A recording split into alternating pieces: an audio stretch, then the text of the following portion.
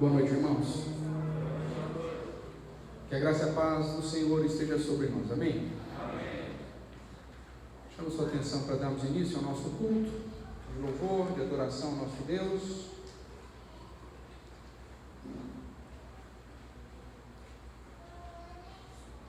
Nesse domingo que nos reunimos para celebrarmos o nome do nosso Senhor e derramar a nossa gratidão, o nosso culto na presença do nosso Deus, reconhecendo a sua grandeza, a sua soberania e o seu poder sobre nós. Nós queremos, antes de iniciarmos o culto propriamente, agradecer a presença mais uma vez do Silvio e do Ângelo conosco hoje. Deus abençoe. Também os demais irmãos conosco. Nós vamos, para tanto, ter um momento de oração silenciosa, como sempre fazemos, uma oferta musical, e depois desse instante de oração silenciosa eu convido nosso irmão Luizinho para que quebre o silêncio mais uma vez, como foi no domingo passado, e assim dando início ao nosso culto com oração em voz audível. Oremos todos.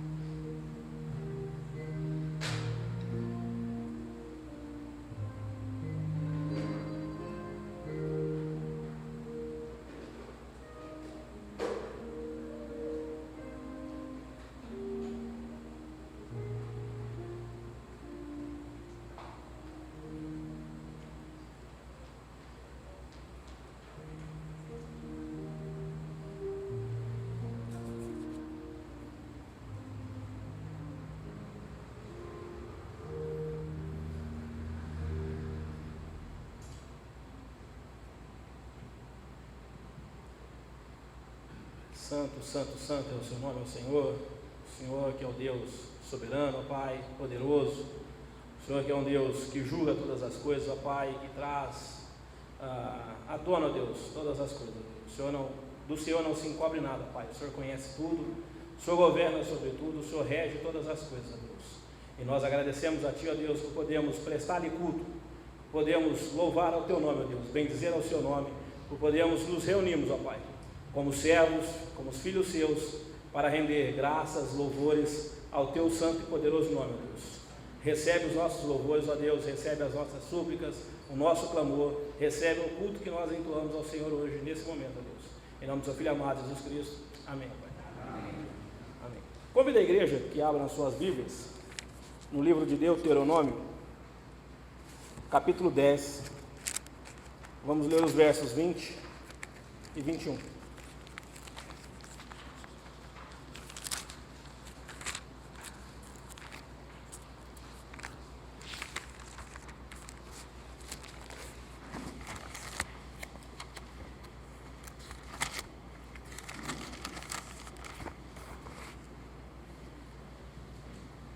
Livro de Deuteronômio, capítulo 10, os versos 20 e 21.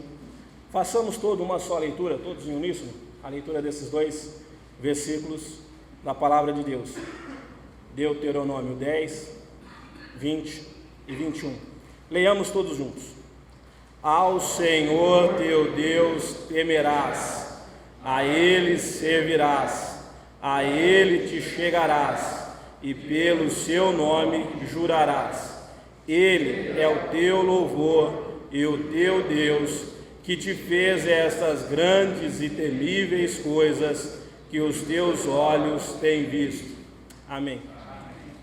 O contexto aqui de Deuteronômio 10 é o Senhor, Deus, dando a Moisés as segundas tábuas da lei. Moisés estava no monte recebendo as primeiras, e Deus então diz para Moisés: desce, porque o povo lá embaixo já se esqueceu do que eu fiz por eles, do que eu tenho operado no meio deles, e já está buscando outros deuses diante de mim. Moisés então desce, encontra o bezerro de ouro, fica revoltado, quebra as tábuas, faz um ajuste em todo o arraial, no todo o povo de Deus, chamando os idólatras, limpando assim do meio dos servos de Deus, os idólatras. E aí então ele é chamado para receber as segundas tábuas da lei. E Deus então, falando com Moisés, chama aquele povo à obediência, chama aquele povo à santidade, chama aquele povo a ter um único e exclusivo Deus. Deus é o Deus todo-poderoso, soberano, que governa de todas as coisas, que não precisa do homem, mas Deus, em seu infinito amor, amou, entregou seu Filho para que pudesse novamente nos religar com Ele, através do sacrifício de Cristo. O homem não tinha mais ligação com Deus nenhuma. Essa ligação foi rompida mediante ao pecado que entrou desde Adão em toda a humanidade. E essa ligação então foi desfeita. E Deus então se mostra de uma compaixão e misericórdia e restabelece uma ligação com esse povo e diz que eu serei o seu povo e vocês serão o meu Deus. Eu serei o seu Deus e vocês serão o meu povo. Se vocês estão somente cumprirem e guardarem os meus mandamentos e estatutos, faremos uma aliança e essa aliança será perpétua. Hoje nós somos o povo de Deus, nós somos os escolhidos, aqueles a quem o sangue e o sacrifício de Cristo recaiu, nos limpou, e nós temos essa aliança com Deus. Deus nos chama para ser o seu povo e Ele para ser o nosso Deus. Deus não pede que fazemos voto nenhum a Ele, porque Deus conhece a nossa condição, sabe muito bem do que somos. Mas se votamos, a sua Bíblia nos alerta que cumpramos aquilo que foi votado, porque melhor fosse que não tivesse votado do que votando não cumprindo. Então Deus nos chama a atenção para esse Deus, para que nós louvemos a esse Deus, para que nós tributemos louvores a esse Deus, reconheçamos essa soberania desse Deus. Deus rege todas as coisas.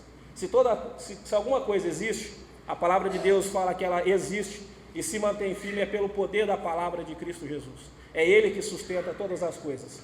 Todas as coisas foram criadas para louvor e para a glória do seu nome. É por meio dele, é por ele e para ele que todas as coisas foram criadas e é ele que sustenta todas as coisas. O nosso mover, o nosso agir, o nosso viver, o nosso existir tem que ser para louvor e para a glória desse Deus, que é o Deus soberano, que é o Deus a quem nós devemos servir, ao Deus a quem nós devemos ter um santo temor, como nós temos aprendido com Neemias, ter uma santa reverência diante desse Deus, ter um santo portar, um caráter irrefutável e ilibado diante desse Deus, porque é essa postura que Deus nos chama. Deus é santo, santo, santo, e chama o seu povo para ter a mesma santidade, para ter a mesma postura. Deus não trata com o povo idólatra, ou melhor, o seu povo que foi idólatra há muito tempo. Israel andou e caiu, e quando caía, e quando Israel se desviava dos caminhos de Deus, Deus então corrigia esse povo, Deus então aplicava a disciplina a esse povo. E a disciplina que Deus aplicava sobre esse povo e continua aplicando sobre o seu povo é sinal de amor a esse Deus. A sua palavra nos fala lá em Hebreus 12 que Deus só disciplina aquele a quem ama. Se você vive e vive no pecado como nós estamos nesse mundo e não recebe disciplina de Deus, a Bíblia fala que então você não é filho. Mas se você é filho e amado desse Deus, a disciplina cai sobre você, e não é para motivo de vergonha, mas é para motivo de restauração e de honra e de louvor, e que redunde em graça e louvor ao nome de Deus, que cria todas as coisas, que criou todas as coisas e que sustenta todas as coisas. E a esse Deus então, que ele diz que esse Deus é que tem que ser o teu louvor. No versículo 21 ele fala, ele é o teu louvor. Quem que é o seu louvor? Esse Deus que faz a aliança contigo, esse Deus que cuida de você, esse Deus que zela pela sua vida. Ele é o seu louvor, ele é o teu Deus que faz essas grandes e temíveis coisas. O povo de Israel, encaminhado pelo deserto, viu o mover de Deus operando sobremaneiramente. Nós conhecemos esse poder desse Deus e sabemos que a obra que ele tinha anunciado aqui no Antigo Testamento se cumpre na vida e na pessoa de Cristo Jesus. E nós cremos que Cristo é o nosso Salvador. E esse é o fato de nós termos que agradecer a esse Deus e colocar toda a nossa vida à disposição e louvor desse Deus, em honra e glória a esse Deus. Então eu convido a congregação, os que podem, que se coloquem em pé, para junto entoarmos um hino de louvor a esse Deus, de agradecimento a esse Deus, pela pessoa e pela obra de Cristo aplicada em nossas vidas, de louvar a esse Deus que rege todas as coisas, que governa as nossas vidas e que governa o universo tão soberanamente. Convido o pastor, a nossa irmã Clarice, para nos conduzir nesse cântico.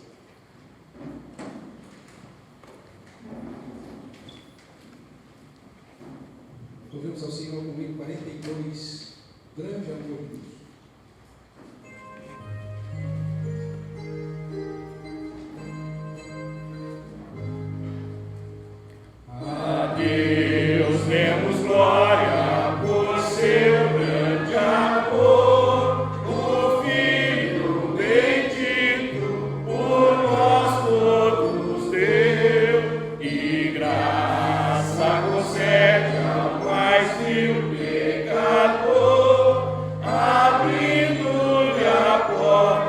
de entrada no céu.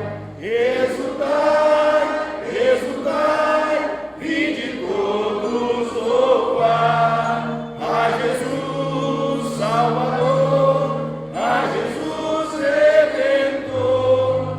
A Deus demos glória, porquanto do céu seu Filho bendito por nós todos deu.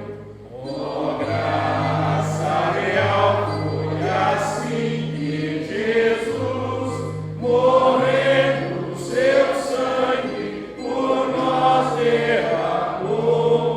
Herança dos céus com os santos em luz, legou-nos aquele que o preço pagou. Exultai, exultai, vinde todos louvar a Jesus Salvador, a Jesus Redentor. A Deus demos glória, porquanto do céu seu Filho bendito por nós todos deu. Tal prova de amor nos persuade a confiar nos merecimentos do Filho de Deus. E quem a Jesus pela fé se entregar, vai vê-lo na glória eterna dos céus. Exultai, exultai, vinde todos louvar a Jesus Salvador, a Jesus Redentor. A Deus demos glória, porquanto do céu seu Filho bendito por nós todos deu. Amém. Podemos assentar, irmãos.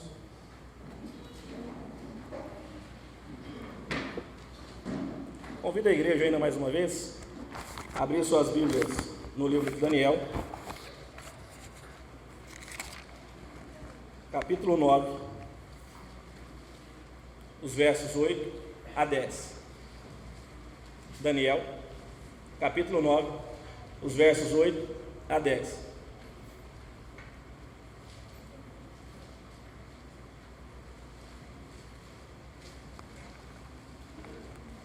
Eu farei a leitura e os irmãos acompanhem.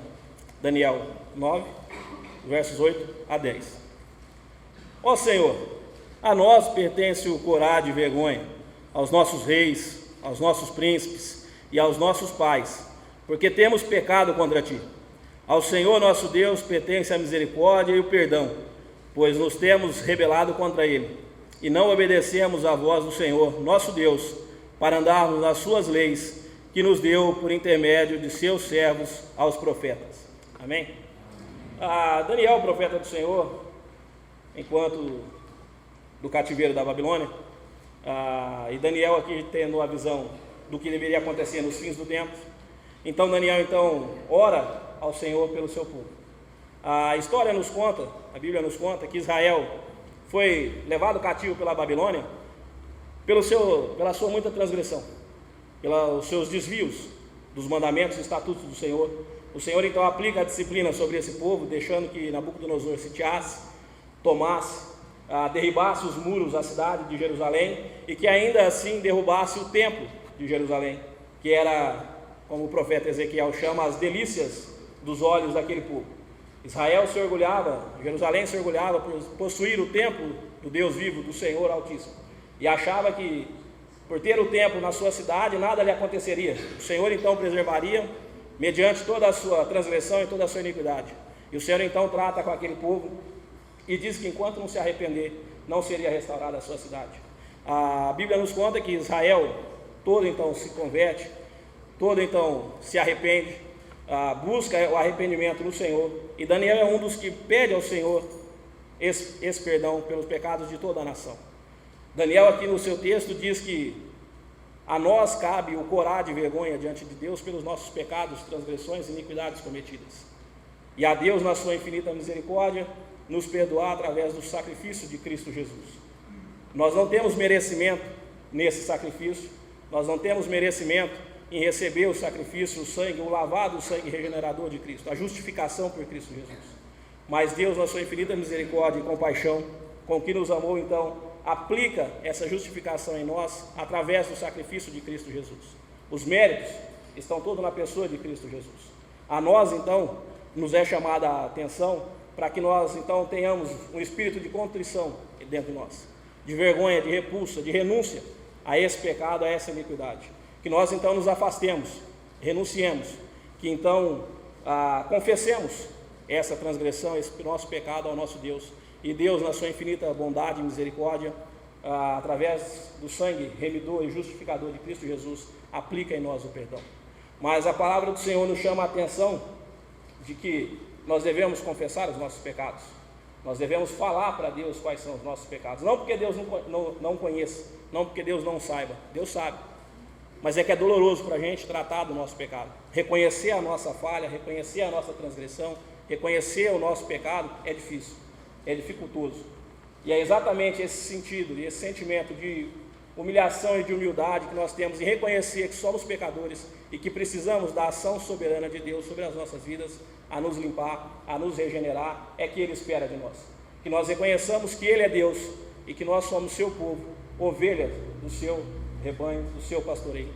E que nós devemos lá chegar a Ele, então, humildemente, e confessar os nossos pecados e pedir perdão por eles. Eu convido a toda a igreja agora que curve suas cabeças e no momento de oração silenciosa, apresente seus pecados, suas falhas, suas iniquidades diante desse Deus. Peça perdão a Deus, peça a Ele a sua misericórdia, peça a Ele o lavar das nossas vidas e peça a Deus também o desejo de mudança, o desejo de não mais cometer, de não mais praticar as mesmas falhas, a mesma iniquidade. E após alguns instantes de oração silenciosa, eu convido o nosso irmão Nelson para que faça uma oração de contrição e confissão de pecados.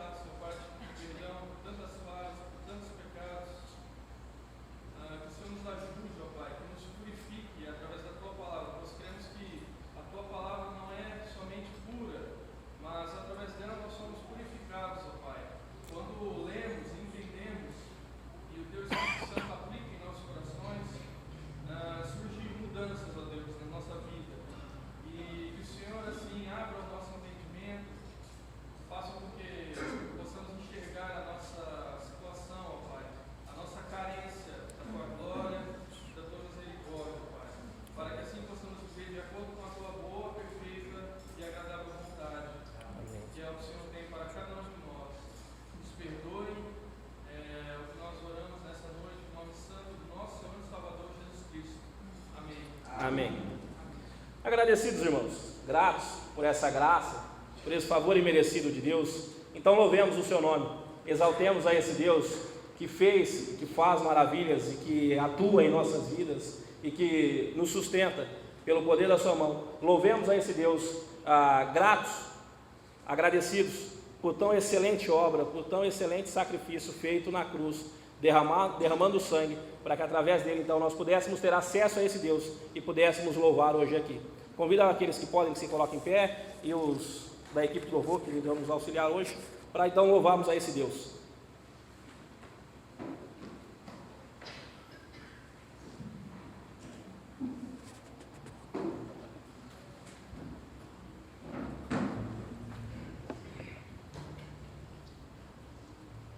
Queridos, se estamos aqui reconhecendo que a graça do Senhor nos alcançou, reconhecendo que o amor do Senhor nos alcançou, reconhecendo que a misericórdia de Deus está sobre nós, é justamente os motivos maiores para nos conduzir a adorar e bendizer o nome do nosso Senhor. Por isso, exaltemos o nome do nosso Deus, reconhecendo que já fomos alvos do seu poderoso amor e que nos alcançou para o seu louvor. Louve ao Senhor.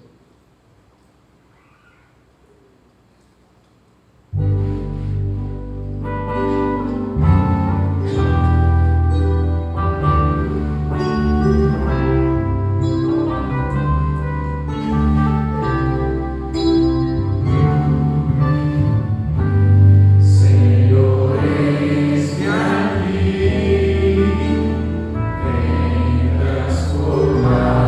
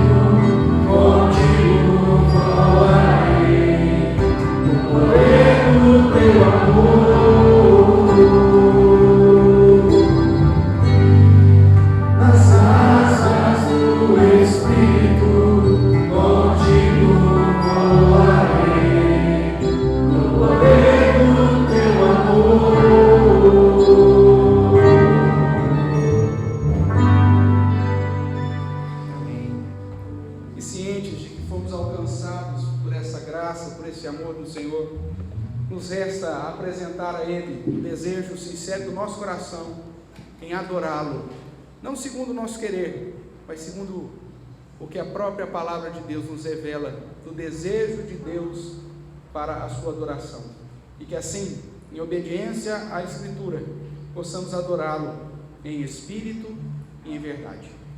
Você que preparou também o seu dízimo, a sua oferta, enquanto nós estivermos louvando ao Senhor, você possa consagrá-los ao Senhor, também como meio do seu louvor, da sua adoração. Louvemos ao Senhor, irmãos.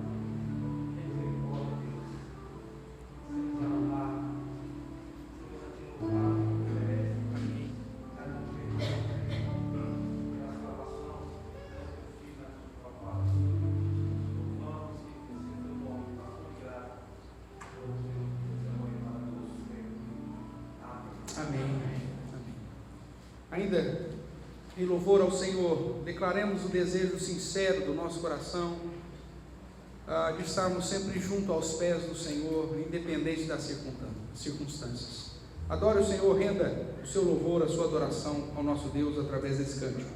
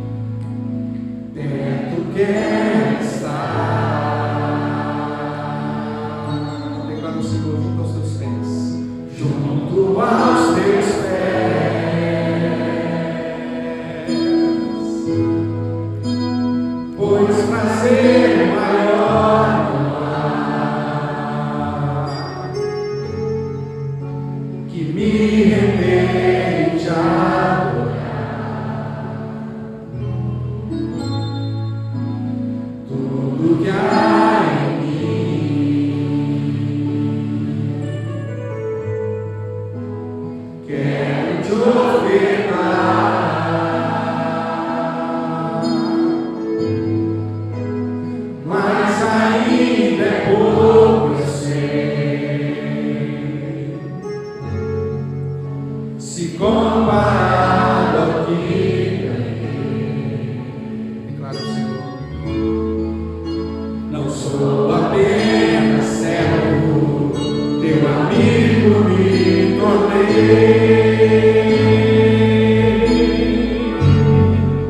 Por isso te louvarei, declare. Te louvarei,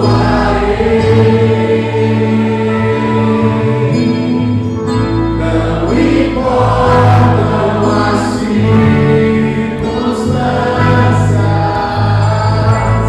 adorarei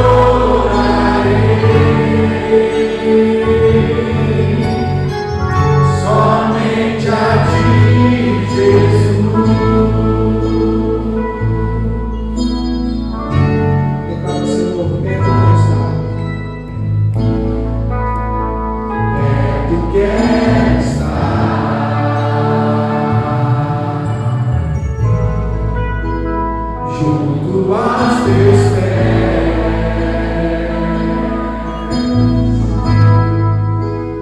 pois prazer maior não há que viver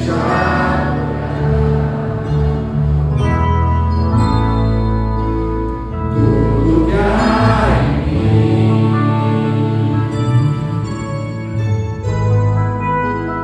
Quero te ofertar,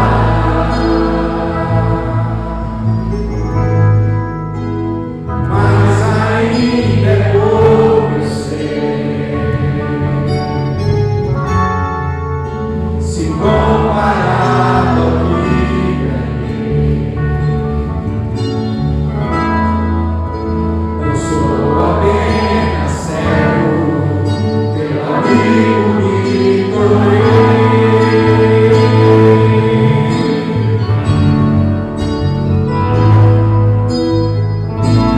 Te louvarei,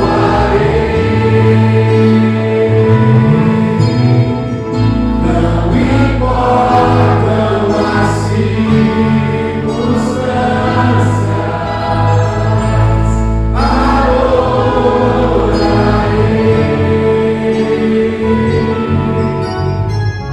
somente a ti, Jesus. Te louvarei,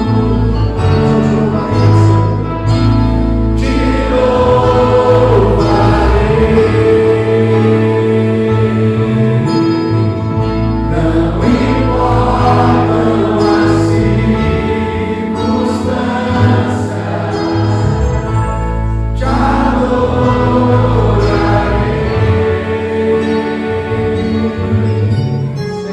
somente a ti, Jesus.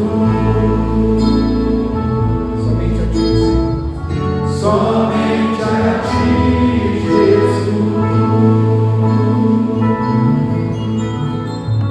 Somente a ti, Jesus. Sobre a sua cabeça mais uma vez. Ó Deus, te damos graças e lhe rendemos louvor ao teu santo nome, pois reconhecemos que só o Senhor é digno de todo louvor. Te agradecemos, ó Deus, pela tua graça que é constantemente derramada sobre nós. E reconhecemos que apesar, ó Deus, das situações adversas que porventura sobrevêm a nós contamos ainda com a tua benevolência, com a tua bondade, que nos ampara, que nos fortalece. E por isso nós declaramos que, independente das circunstâncias, queremos te louvar, te adorar somente a ti. Receba, portanto, o nosso louvor, a nossa adoração, Pai, é o que nós lhe pedimos em nome de Jesus. Amém. Podemos assentar, amados.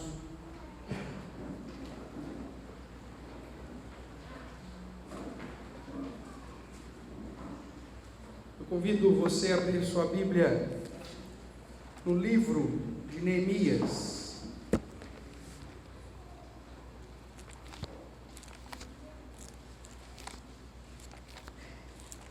Nós temos estudado o livro de Neemias Estamos aí numa sequência de sermões baseados nesse livro, e hoje nós vamos iniciar a partir do capítulo 11.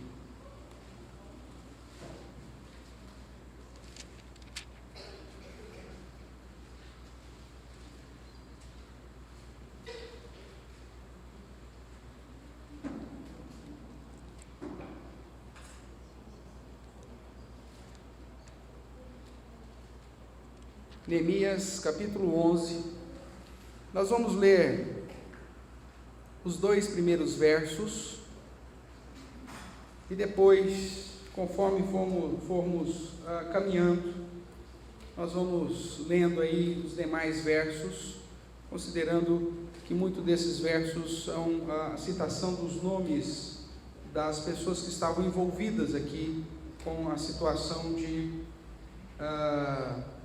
desse momento de reforma religiosa nos dias de Neemias. Eu vou ler os 2 versículos, convido os irmãos a acompanhar a leitura que farei. Diz assim a palavra do nosso Deus: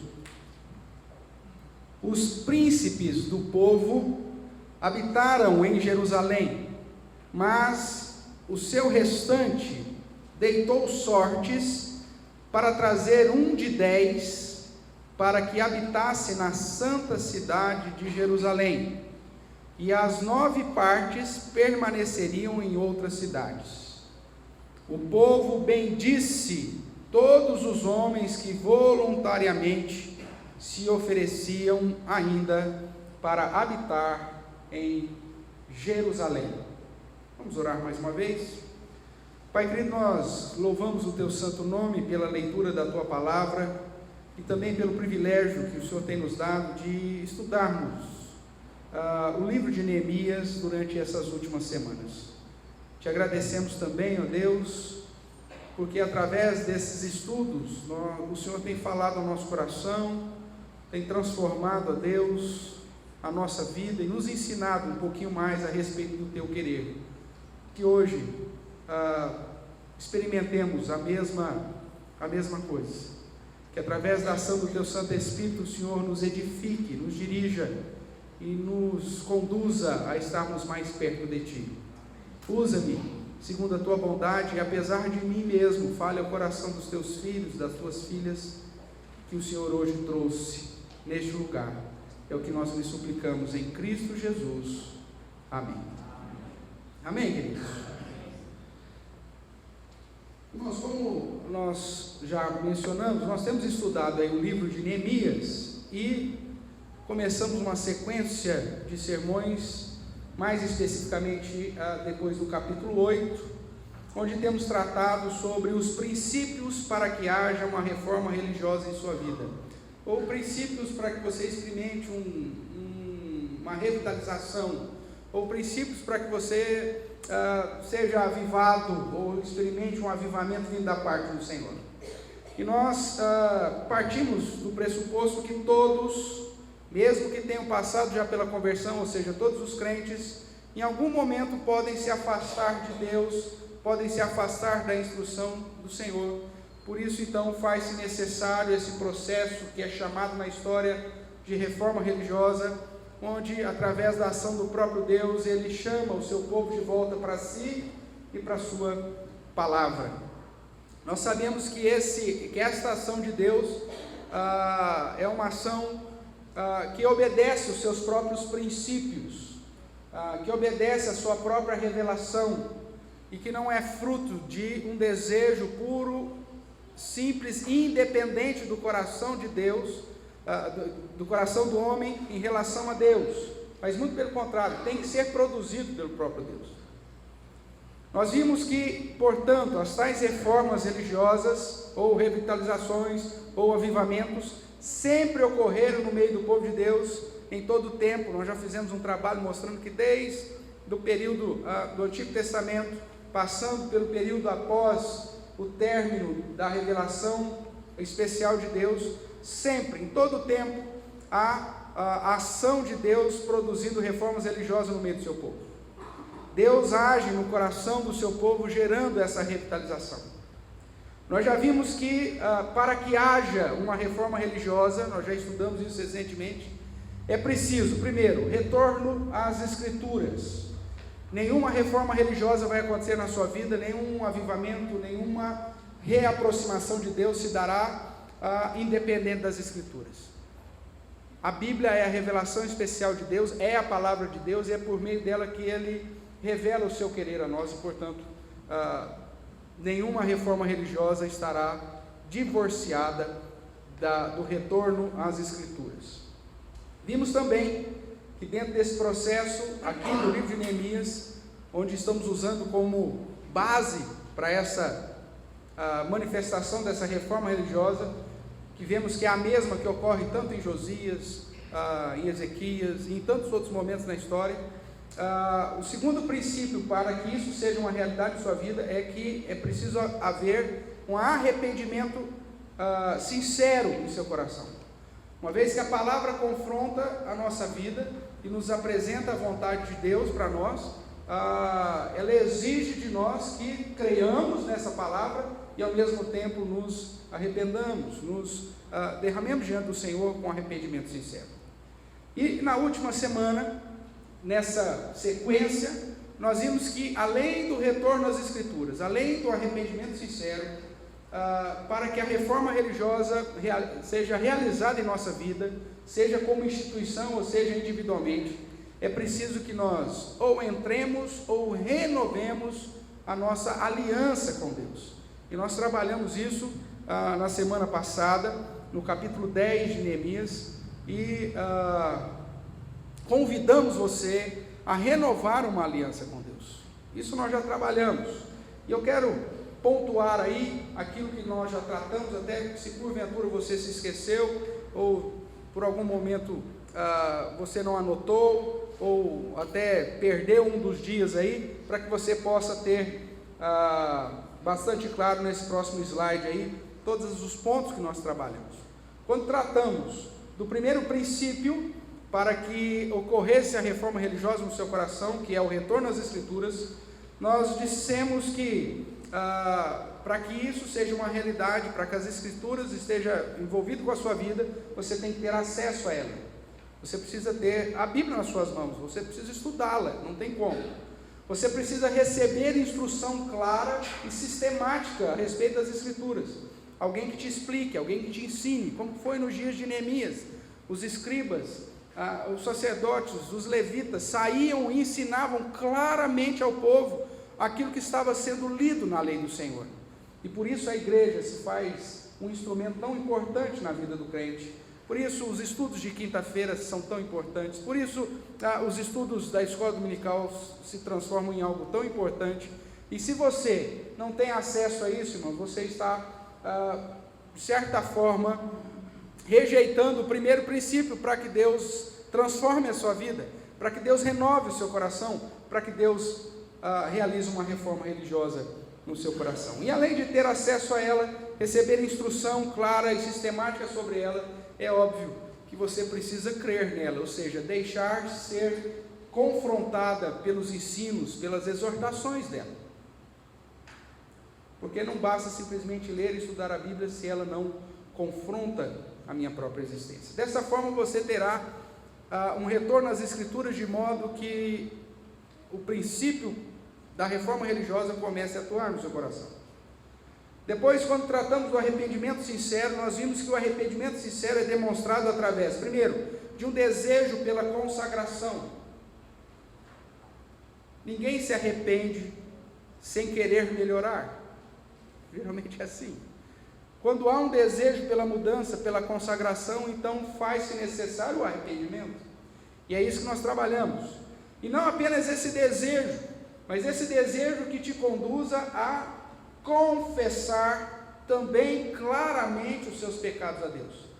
Quando nós tratamos desse assunto, eu lembro que eu disse para você que o seu pecado tem nome, e que Deus, mesmo sendo onisciente e sabendo de todos os seus pecados, quando trata do arrependimento, o arrependimento que inclusive é produzido por Ele mesmo, em seu coração, Ele exige que você o confesse claramente qual é o seu pecado.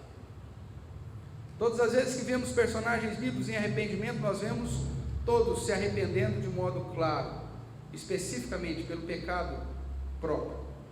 E além disso, nós vimos que o arrependimento sincero nos dá uma consciência exata de que o perdão de Deus foi derramado sobre nós, porque a palavra de Deus promete que se nos arrependermos, Ele nos perdoa, e isso me conduz, em última análise, à adoração.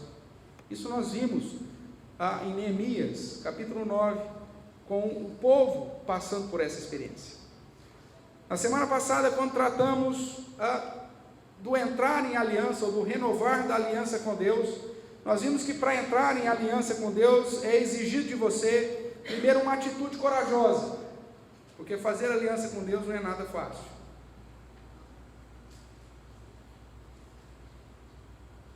Deus, quando exige que entremos em aliança com Ele, Ele nos coloca e nos coloca diante da nossa realidade pecaminosa, de fronte da sua santidade, e isso vai exigir ousadia da nossa parte, ousadia que só é possível mediante a própria ação do próprio Deus em nós. Além dessa atitude corajosa, nós tratamos que para entrar em aliança com Deus, isso exige de você uma responsabilidade. Você não pode assumir um voto com Deus sem estar ciente de que aquela postura de entrar em aliança com Deus vai exigir de você responsabilidades. Responsabilidades tais que, se porventura você não cumprir, pode gerar imprecação sobre a sua vida. Ou seja, Deus pode simplesmente requerer o que a lei dele exige de você.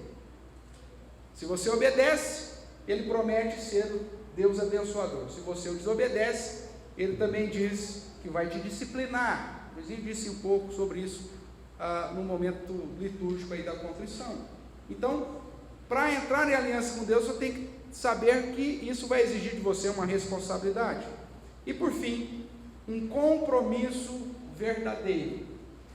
Um compromisso que te conduza a guardar os ensinamentos, a fazer aquilo que a lei ou que a palavra do Senhor exige, ou seja, dentro de um compromisso que não pode ser da boca para fora, mas algo que tem que ser verdadeiro no seu coração.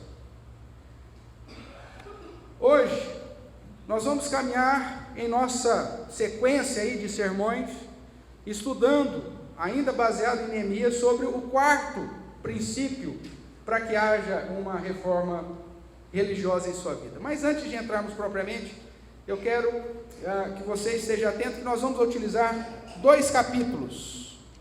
Eu resolvi sintetizar os 2 capítulos de um sermão apenas. Obviamente não vamos terminar todo hoje, mas vamos começar iniciando essa primeira parte de Neemias capítulo 11 e 12. Se você observar aí o verso 39 do capítulo 10, você vai ver que existe uma sequência natural entre o capítulo 10 e o capítulo 11, e consequentemente entre os princípios que já temos estudado. Veja o que diz o verso 39. Porque aquelas câmaras, os filhos de Israel e os filhos de Levi devem trazer ofertas do cereal, do vinho e do azeite, porquanto se acham ali os vasos do santuário, como também os sacerdotes que ministram, e os porteiros e os cantores. E aí a última frase que eu quero chamar a sua atenção: e assim não desampararíamos o quê? A casa do nosso Deus. O renovar da aliança gerava a necessidade de práticas para não desamparar a casa do nosso Deus. E é nesse contexto então que inicia o capítulo 11. Ou seja, o fato do povo ter tido acesso às Escrituras, o fato do povo ter sido confrontado pelo ensino que ela traz, esse próprio povo demonstra consequentemente um arrependimento sincero que o conduz a renovar a aliança de Deus. A pergunta é: e agora? Nós já temos acesso à palavra, nós já nos arrependemos, nós já renovamos a aliança e prometemos ser fiel a Deus. E agora? Cada um volta para sua casa e continua a viver a sua vidinha normal? Não, não pode. Alguma mudança tem que acontecer. O que nós fizemos domingo passado aqui, quando você entrou em aliança com Deus, a sua segunda-feira teria já que ter sido diferente. Os seus compromissos durante a semana já teriam que ser diferentes. A sua resposta para com os trabalhos do Senhor já teria que ter sido diferente. A sua ética no trabalho já deveria ter sido diferente. A sua postura em família já deveria ter sido diferente. Aquilo que nós realizamos domingo passado, quando entramos ou renovamos a aliança com o Senhor, deveria nos conduzir a ter atitudes para não desamparar a casa do Senhor nosso Deus.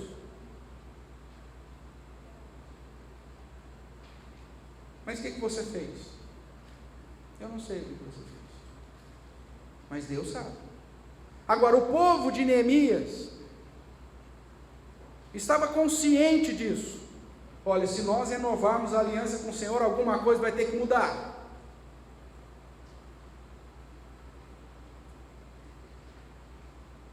Tem que existir um próximo princípio, tem que existir um próximo passo, e é sobre esse que nós vamos trabalhar. Veja ainda, irmãos, a renovação da aliança que estava firmada nos seguintes pontos, de acordo com o capítulo 10. Quero que você relembre isso. Se você olhar no capítulo 10, você vai ver no verso 29, que é o versículo chave do capítulo 10, o texto dizendo assim, que eles então firmemente fizeram o quê?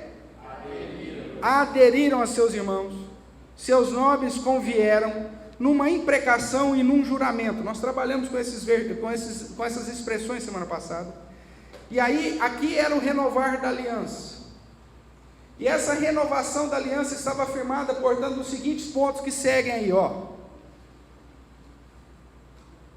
no meio do verso 29, eles firmemente aderiram numa imprecação e um juramento de que o quê? Andariam na lei de Deus.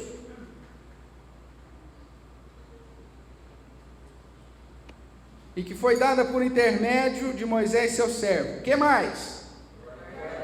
Guardariam e cumpririam o quê? Todos os mandamentos, juízos e estatutos, se você for até o final do verso 29.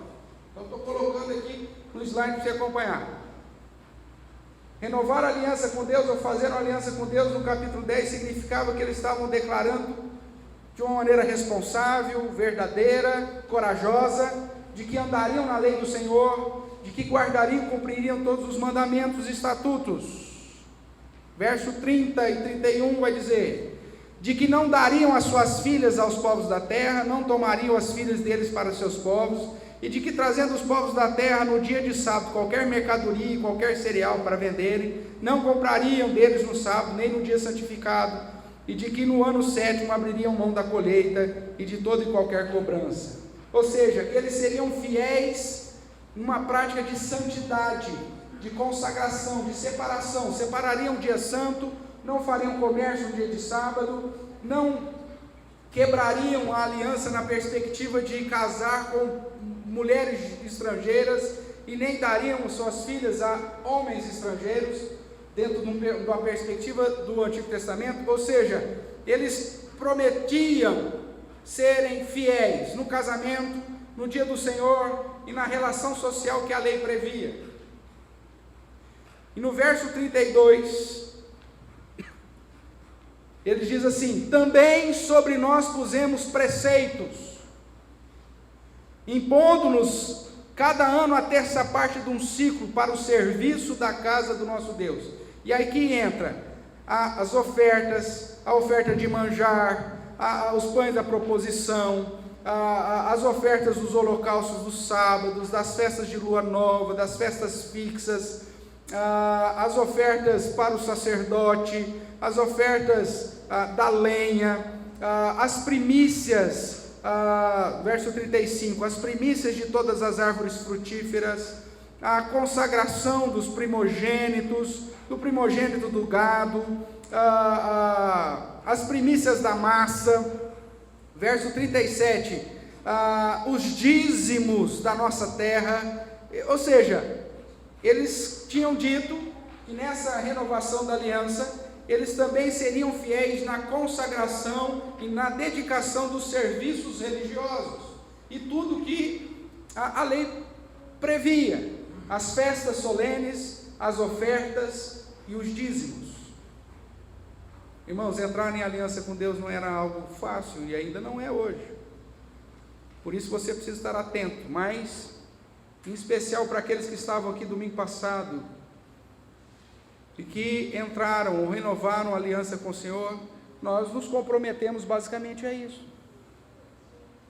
Agora, se na segunda-feira você não se preocupou em andar segundo a vontade do Senhor, se você não se preocupou em guardar e cumprir o que Deus exige de você, se você não procurou a ser fiel naquilo que estava envolvido as suas relações sociais, e se você não procurou ser fiel naquilo que você tinha que cumprir dentro das relações espirituais ou religiosas, irmão, você tem que tomar cuidado, porque o peso da mão de Deus pode vir sobre a sua vida. Essa é a imprecação que está prevista quando entramos em aliança com Deus.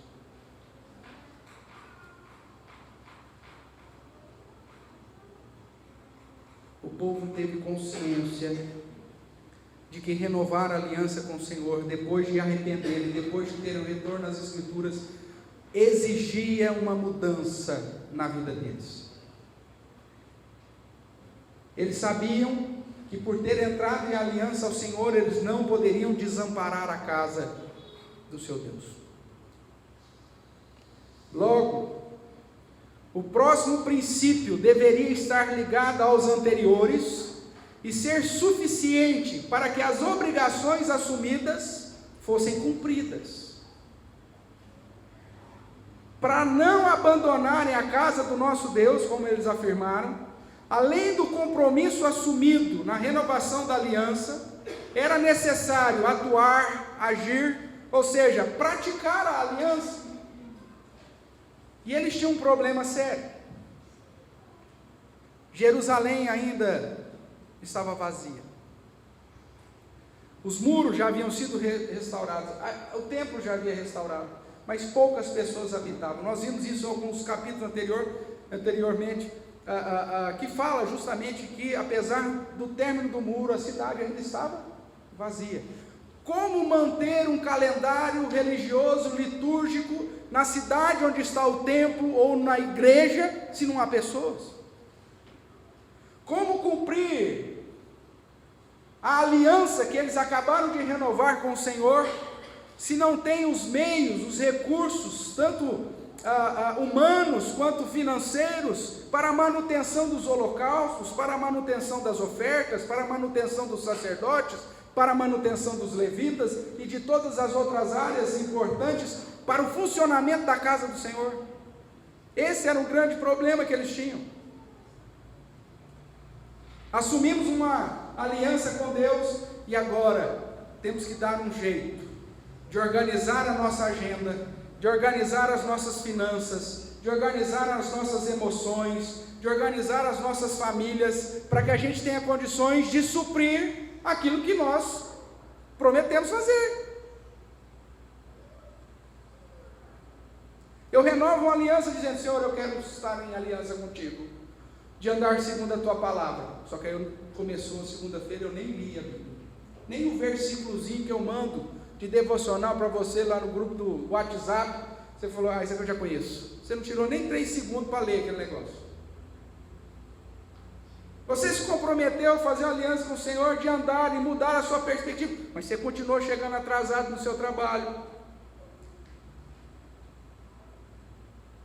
você continuou burlando o período de descanso, você continuou sendo um péssimo aluno, você continuou deixando de fazer as tarefas, os trabalhos. Olha, mas que bendita aliança você fez no domingo passado? Você continuou agindo com seu cônjuge de uma maneira ríspida?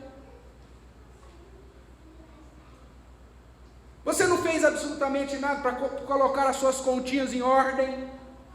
Pelo contrário, foi gastar mais dinheiro essa semana naquilo que não precisava. Que bendita aliança foi feita no domingo? Que tipo de mudança ela exigiu e realizou no seu coração? Se isso não acontecer, irmão, você brincou com Deus. E cuidado.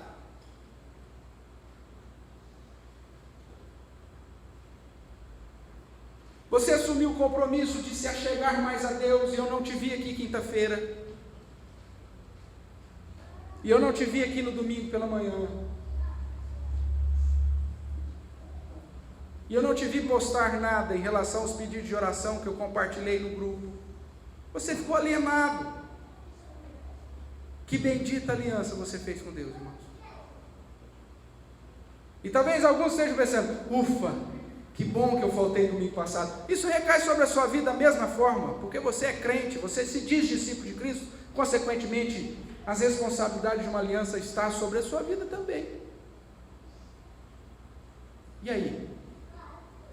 O povo nos dias de Neemias entendeu que uma vez que eles retornaram para as Escrituras, uma vez que eles arrependeram-se verdadeiramente, sinceramente diante de Deus, uma vez que eles renovaram a aliança, eles precisavam agora atuar, agir, ou seja, praticar a aliança.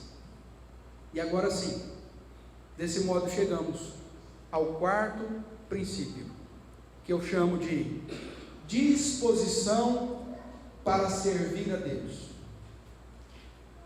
Se eu entro em aliança com Deus, depois de me arrepender e ter conhecimento da palavra dele, sem disposição para fazer o que Deus quer que eu faça,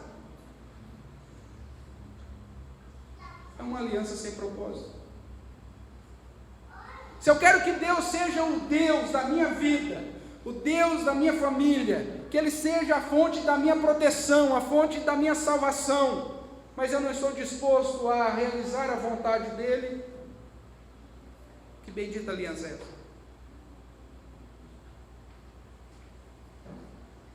Se eu não estou disposto a mudar a minha prática de vida, a minha ética, a minha agenda, para estar mais na presença do Senhor, que bendita aliança é essa?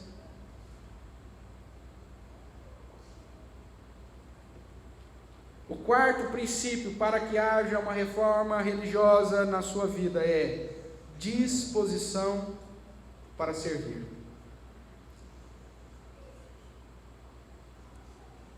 Nós iniciamos o capítulo 11 vendo a respeito da necessidade de povoar Jerusalém. Nós vemos o verso 1, e eu convido você a voltar seus olhos para lá, que diz: os príncipes do povo habitavam em Jerusalém, mas o restante estava cada um na sua própria cidade.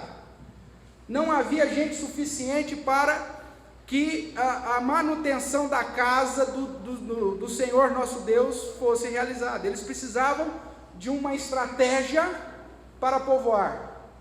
Mais uma vez nós vemos Neemias como um líder exemplar, provavelmente propondo essa situação. E qual que era a situação que eles estavam propondo?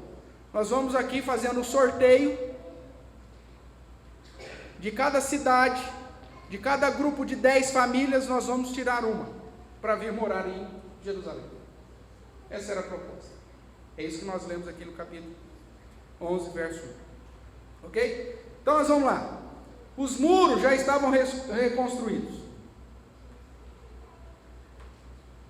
mas eles não tinham povo suficiente para garantir os trabalhos litúrgicos que seriam realizados do modo que a lei de Deus exigia.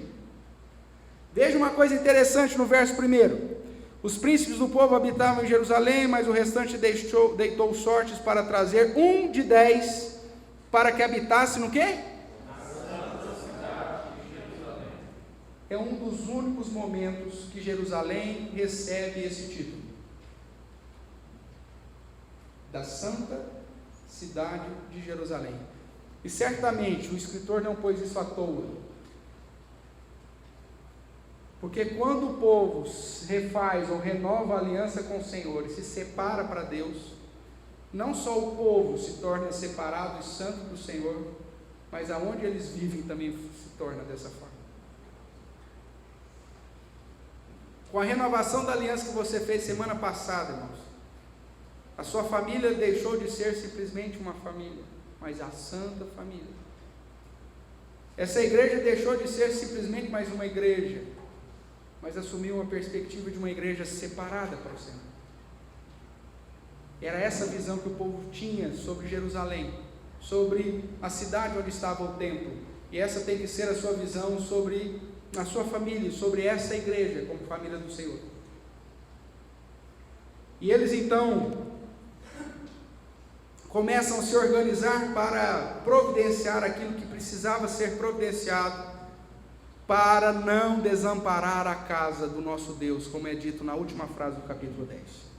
Eu quero deixar claro que todas as decisões daqui para frente em Neemias estão atreladas ou seguem a aliança que fora renovada para obedecer fielmente a Deus e sua palavra, firmando assim, obviamente, uma comunhão íntima com Deus e gerando uma adoração constante e teocêntrica, ou seja, fazendo tudo de acordo com aquilo que Deus quer.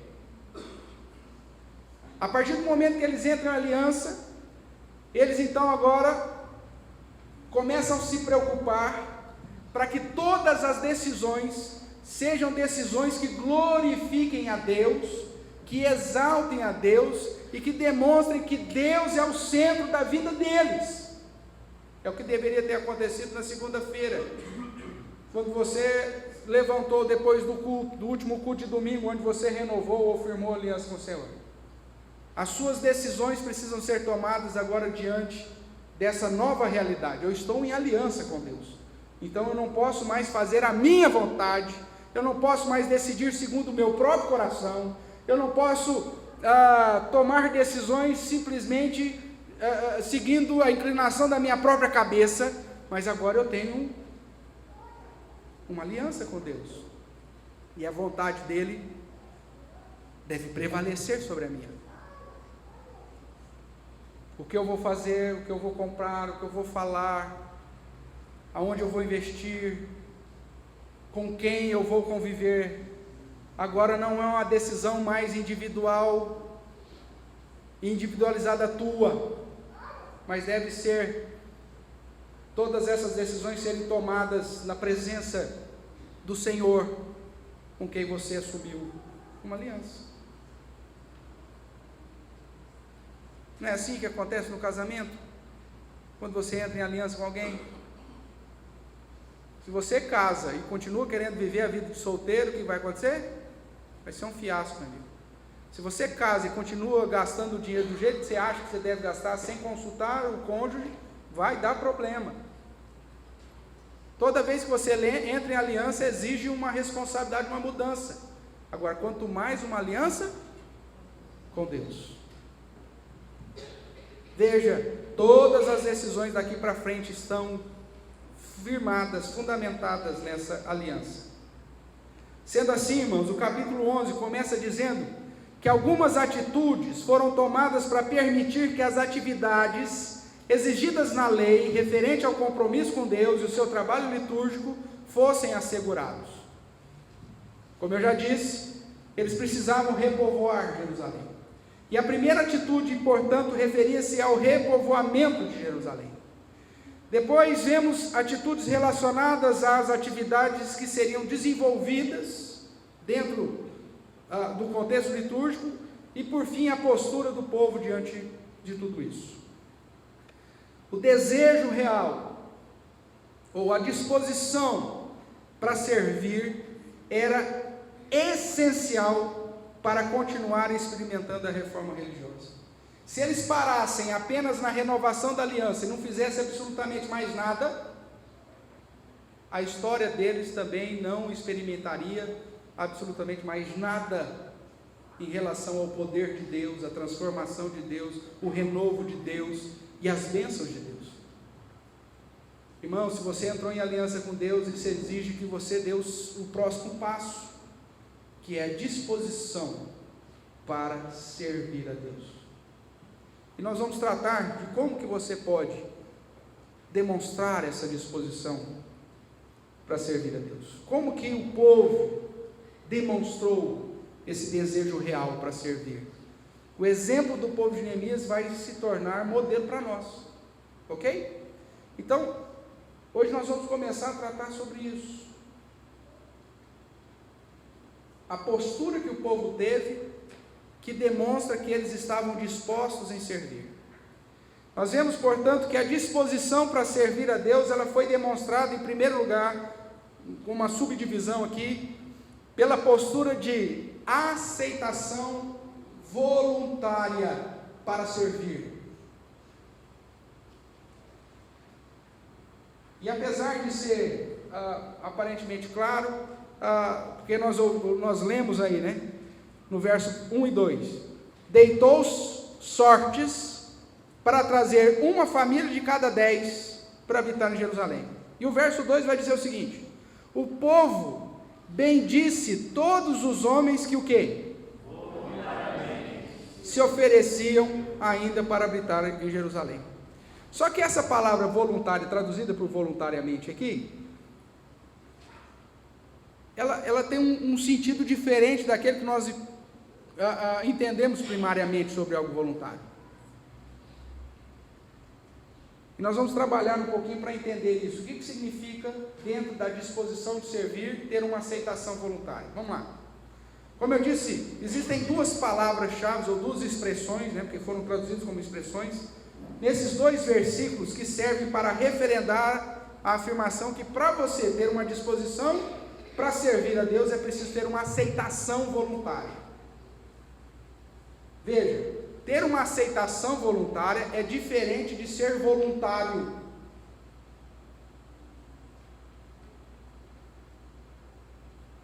Eu quero trabalhar contigo nessa distinção.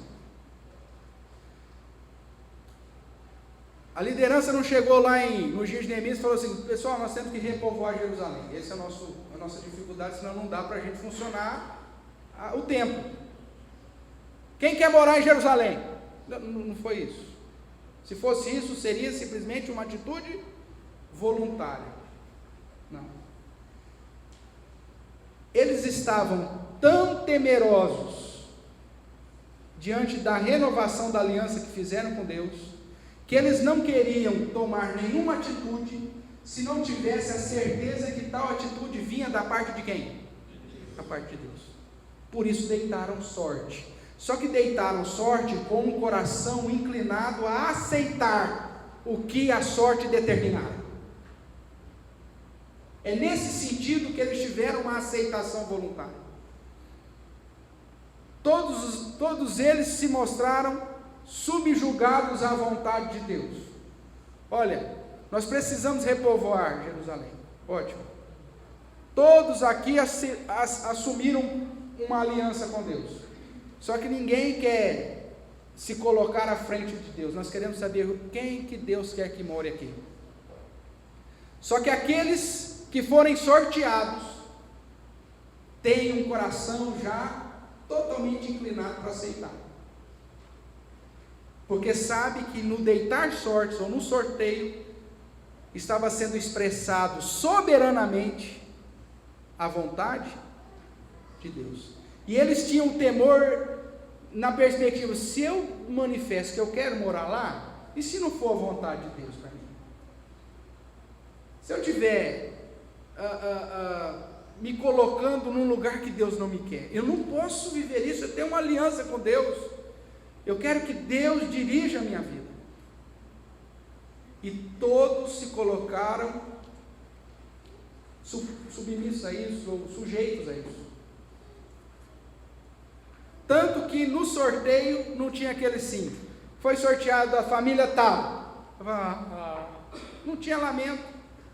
Mas ao mesmo tempo não tinha celebração por parte daquele que foi escolhido, mas sim um louvor pelos demais, por entender que aquele trâmite indicava a vontade de Deus. para a vida daquelas pessoas. Vamos lá então às duas palavras. A primeira palavra, que é traduzida como deitou sortes, Goral, e a segunda, que é Nadab, que foi traduzida por voluntariamente se ofereciam, na verdade traz a ideia de uma qualificando a outra, e não de duas atitudes em separado. Quando estudamos, portanto, tais palavras, nós vemos que no texto não tratam de duas posturas distintas que demonstram disposição. Você poderia dizer assim: a disposição em servir exige de mim aceitação, exige de mim voluntariado. Não. No contexto, as duas se completam. É como se uma parte fosse alvo de um sorteio para saber quem iria habitar, e que havia um outro grupo em separado que foram voluntários para o mesmo feito. Não é isso que o texto está dizendo. Ele está dizendo que, mais uma vez, o povo, com o coração unido, estavam sujeitos à vontade de Deus, voluntários, para aceitar aquilo que o deitar sortes determinaria. A segunda palavra, Nadab, serve simplesmente para qualificar a postura de todos que, em aceitação ou sujeição, participaram do sorteio, Goral.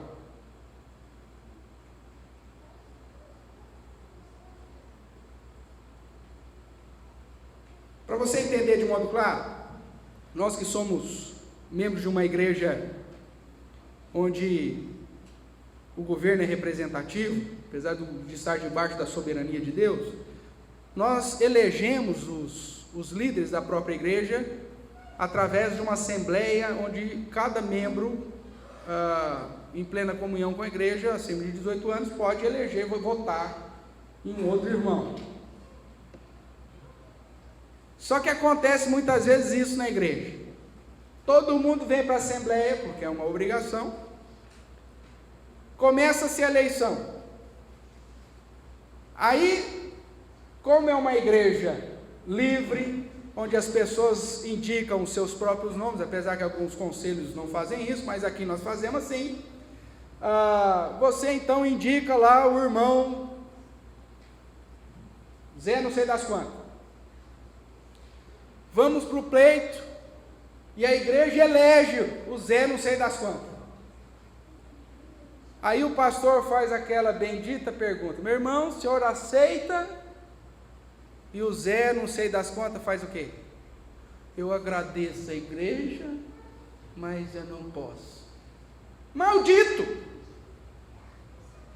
Porque se cremos na soberania de Deus, que usa o meio Goral para declarar a vontade dele do lugar que você está, e a igreja te elege, e você se usa de uma falsa piedade para dizer eu agradeço, mas não, você é um maldito, não tem outra palavra. Você é um gozador, um brincalhão. E vocês já me viram aqui em algum momento de assembleia, não tem nada mais que me irrita em assembleia quando isso acontece. Então já fala antes: não estou em aliança, estou fora, hein? Não estou em aliança, não quero servir o Senhor, não tenho disposição para servir o Senhor, vou cuidar da minha vidinha, e depois eu me viro lá no meu puxadinho no inferno, porque eu não quero servir o Senhor, significa que eu não tenho comunhão, nem aliança com Ele. Agora faz todo o processo, faz eu perder um tempo lascado aqui na frente, aí chega, você aceita? Não, muito obrigado, em nome de Jesus, o senhor sabe mesmo, tanto que levantou todo mundo para votar em você. Aonde está a sua aliança com Deus?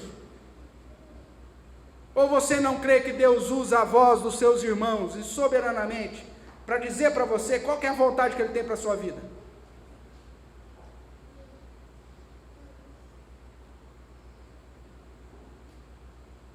Deu para entender o que estava acontecendo aqui em Neemias? Só que a diferença é que todos tiveram uma aceitação voluntária, seja qual for o resultado do sorteio, quem for sorteado vai aceitar tranquilamente, e quem não for eleito no sorteio para morar em Jerusalém, vai inclusive louvar a Deus pela vida daqueles que foram, porque reconheceram que é a manifestação da soberana vontade de Deus. Está vendo quão longe nós estamos de uma verdadeira vida de dependência do Senhor, irmãos?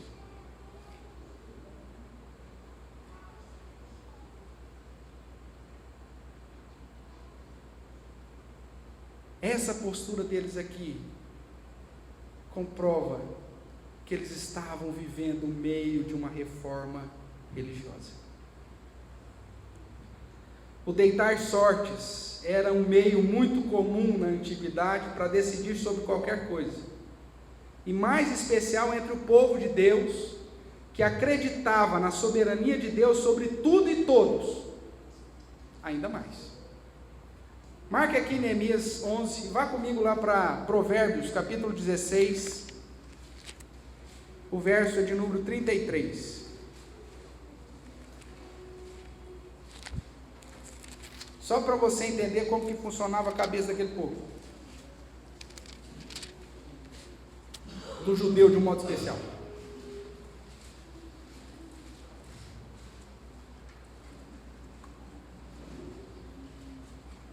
Provérbios 16, o verso é de número 33, vamos ler juntos? Diz assim: a sorte se lança no regaço, mas do Senhor procede toda decisão.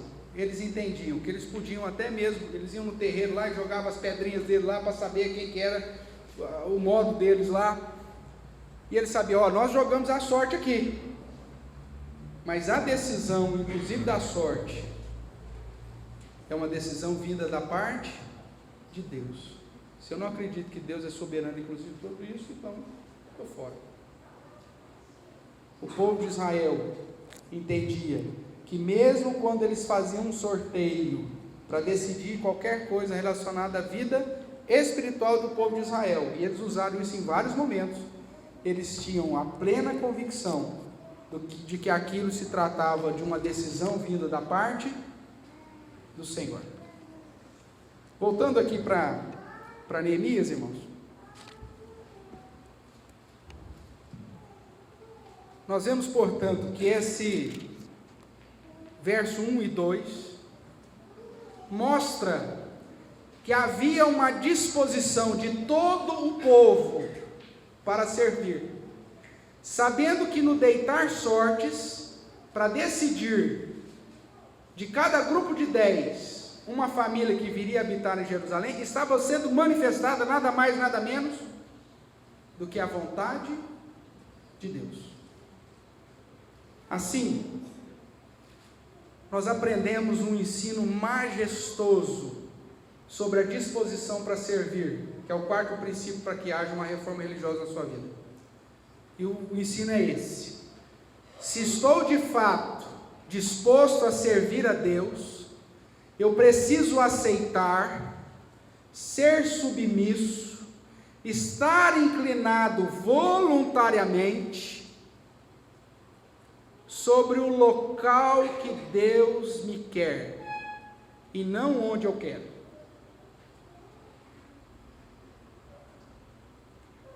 Vou repetir para você.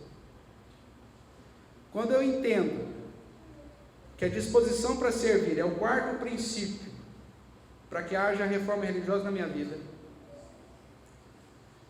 eu compreendo que eu vou manifestar essa minha disposição para servir a Deus através de uma postura de aceitação, de submissão, de inclinação voluntária sobre o lugar, se é em Jerusalém, ou se é na cidadezinha aqui do lado, ou se é naquela outra logo mais à frente, que Deus quer que eu esteja. Não sou eu que defino isso. Quando eu estou disposto a servir, é Deus que define isso. Se estou de fato disposto a servir a Deus, eu preciso aceitar, ser submisso e estar inclinado voluntariamente sobre o local que Deus me quer, e não onde eu quero.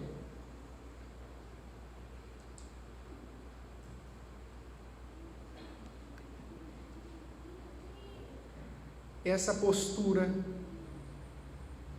é a primeira subdivisão que indica que eu estou disposto a servir a Deus e não a servir a mim mesmo,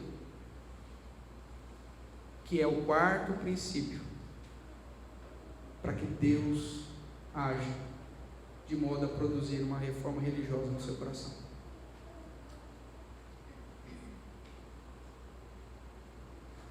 Você tem procurado estar no lugar que Deus quer que você esteja?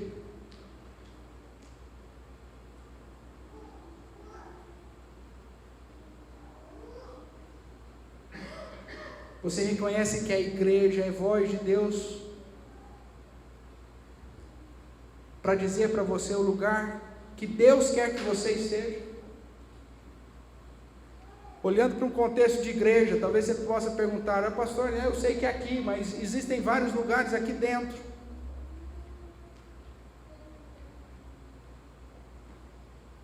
Existe a liderança, a mesa administrativa, porque somos congregação ainda.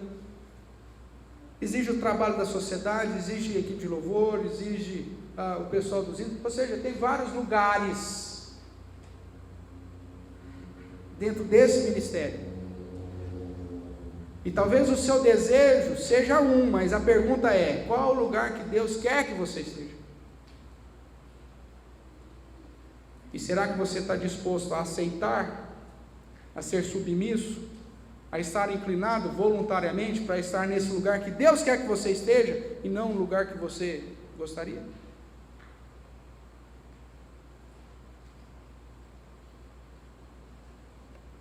Esse é apenas a primeira subdivisão desse quarto princípio. Eu espero que Deus fale ao seu coração, para que você que assumiu um compromisso com Ele domingo passado, renovou a aliança, ou firmou a aliança com Ele, possa agora agir, mudar, praticar, dentro desse novo princípio que se apresenta a você, que é a disposição para servir a Deus. E dentro desse princípio, que você possa ter uma aceitação voluntária para estar no lugar que Deus quer que você esteja, e não no lugar que talvez o seu coração queira. Curva sua cabeça. Vamos ter um momento de oração silenciosa com Deus. Eu quero que você fale com Deus em resposta àquilo que você ouviu. Eu não sei o que Deus tratou com o seu coração, mas eu conclamo você a falar com o Senhor: Pai, eu fiz uma aliança contigo, e eu quero realmente estar disposto a te servir, mas muitas vezes eu não tenho tido um espírito de aceitação voluntária, que eu possa crer que o Senhor usa a tua igreja para me responder a respeito do lugar que o Senhor quer que eu esteja, e que eu possa glorificar o Senhor nesse lugar, e que as outras pessoas possam bendizer ao Senhor, por reconhecer que eu estou no lugar que o Senhor quer que eu esteja. Oremos. Ó Deus, o Senhor nos conhece a todos, ó Pai, e portanto, ó Deus, o Senhor sabe tudo aquilo que passa em nosso coração e nossa mente. Te agradecemos pela tua palavra, que é fantástica,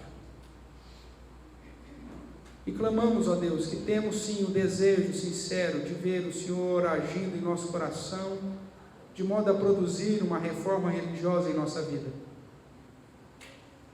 Nós já temos voltado para a tua palavra, nós já nos arrependemos e confessamos os nossos pecados diante de ti, nós já assumimos uma aliança com o Senhor, responsável, corajosa, verdadeira, e queremos dar o próximo passo, ó Deus, manifestar claramente a disposição em servir ao Senhor,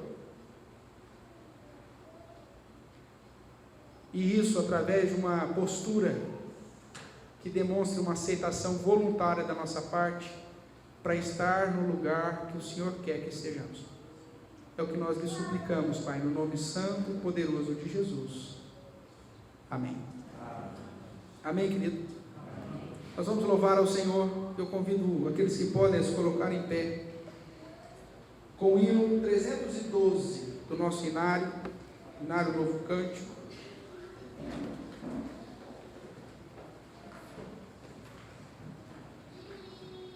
Há trabalho certo, que em consagração ao que começamos a ouvir nesse domingo, você possa louvar ao Senhor com esse hino.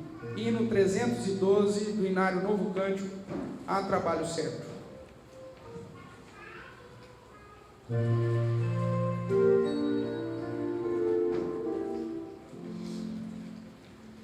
Há trabalho certo para ti, cristão, que demanda toda a tua devoção. Vem alegremente a Cristo obedecer, pois só tu, ó crente, o poderás fazer. Por Jesus é trabalhar, prontamente, fielmente trabalhar, em servi-lo de prazer, e só tu, ó crente, poderás fazer. Para cada crente o Mestre preparou um trabalho certo quando resgatou, o trabalho a quem Jesus te chama aqui. Como será feito se não for por ti? Por Jesus é trabalhar, prontamente, fielmente trabalhar, em servi-lo que prazer, e só tu, ó crente, o poderás fazer. Mesmo que humilde, sendo para Deus, Ele é contemplado lá nos altos céus, e o esforço feito não será em vão, se tiver de Cristo plena aprovação. Por Jesus é trabalhar, prontamente, fielmente trabalhar, em servi-lo que prazer, e só tu, ó crente, poderás fazer. Quantos há perdidos sem a salvação, quantos que precisam de consolação, como Cristo age, faz-os entender, pois só tu, ó crente, os poderás fazer. Por Jesus é trabalhar, prontamente, fielmente trabalhar, em servi-lo que prazer, e só tu, ó crente, o poderás fazer. Agora, queridos filhos e filhas do Senhor, que a graça do Senhor Jesus, o amor do nosso Deus e Pai, o consolo, o conforto e a iluminação do Santo Espírito de Deus repouse sobre cada um de vós e sobre todo Israel de Deus espalhado por entre as nações, hoje para todos sempre. Amém.